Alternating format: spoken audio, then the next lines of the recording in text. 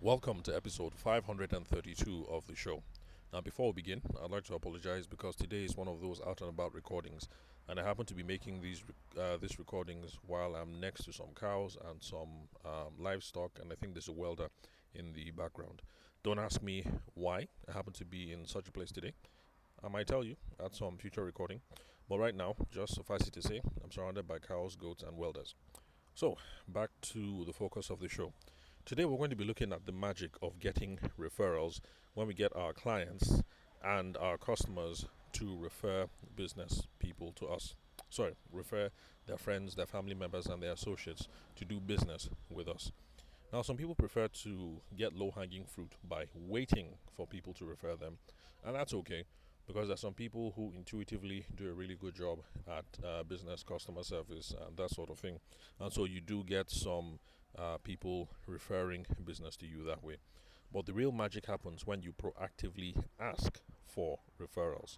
And the reason why this is magic is this because when you ask for referrals and people that you've done business with in the past are happy to send you their friends, their family members, and their associates, then you are getting repeat business and you're getting recurring business without any added cost of money or added cost of time. Let me repeat.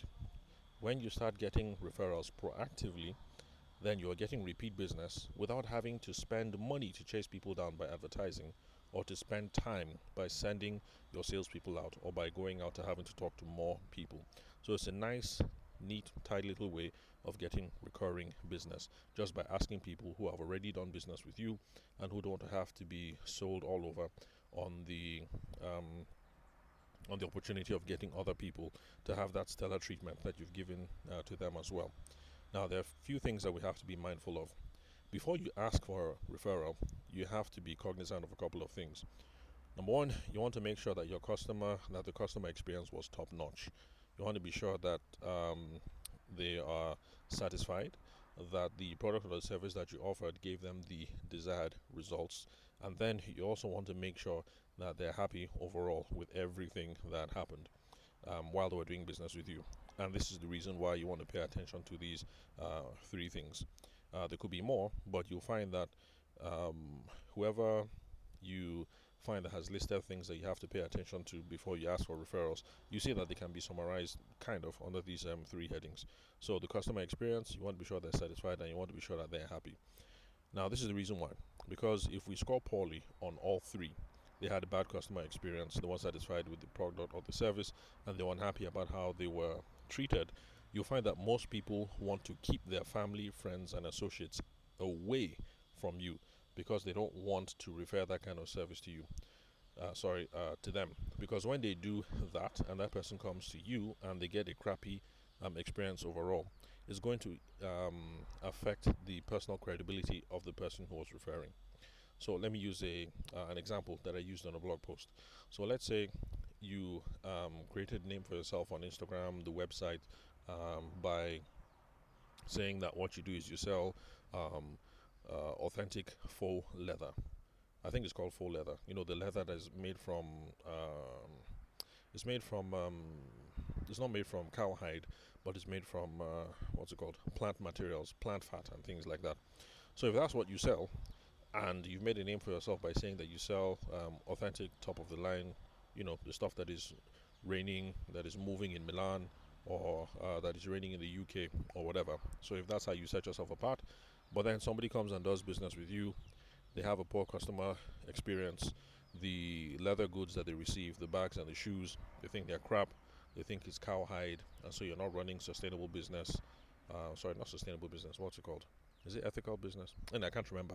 But let's say you're dealing with people who are interested in that sort of thing, because after all, you're dealing in faux leather.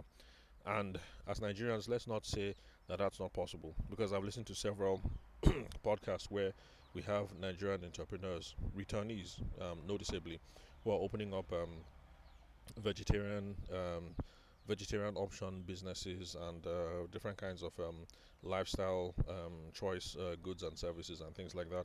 So we can argue that even in places like Nigeria, we have a customer base that is paying attention to these sorts of things, and so they expect that if they want vegetarian cuisine, that you don't have any cow in there, or that if they want fashionable stuff, high end stuff, but that it doesn't have cow hide in it. It has to be what's it called? I think it's derived from plants, so I'll have to ask my wife anyway, because I've seen some of that stuff. It looks pretty good, I must say. But I think it's derived from plants. So if that's what they want, then that's what they want. So, where was I? Okay, so you've made a name for yourself by selling the top of the line goods like that.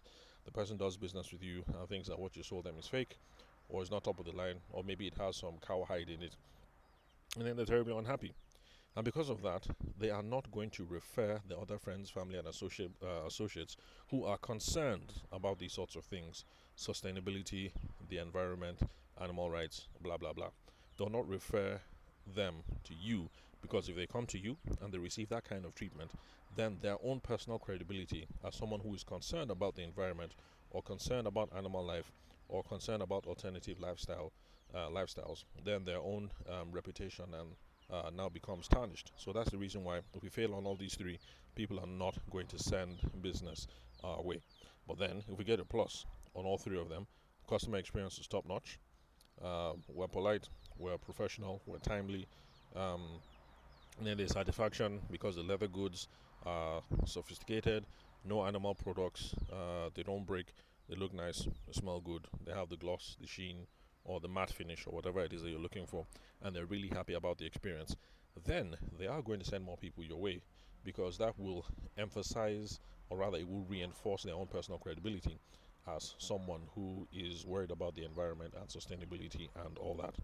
So these are the things that we have to pay attention to before we ask for the referral.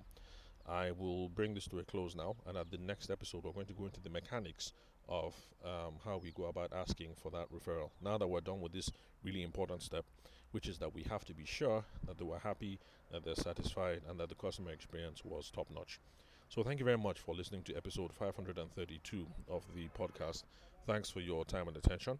Remember that you guys can ask me anything by sending me WhatsApp messages or Telegram messages, either text messages or voice notes, on 080 6466 2140. Again, the number is 080 6466 2140, and the country code for Nigeria is +234. Again, the country code is +234. Thank you very much for listening again to episode 532. Hopefully, I can make the next recording without being surrounded by cows and chickens and goats and welders. But thanks for hanging in anyway, especially those of you who've been listening from the beginning for the past 3 years, and who have tolerated these episodes where I make them because I'm out and about and I'm on the road. So thanks for your time and attention. I'll catch you guys at the next recording.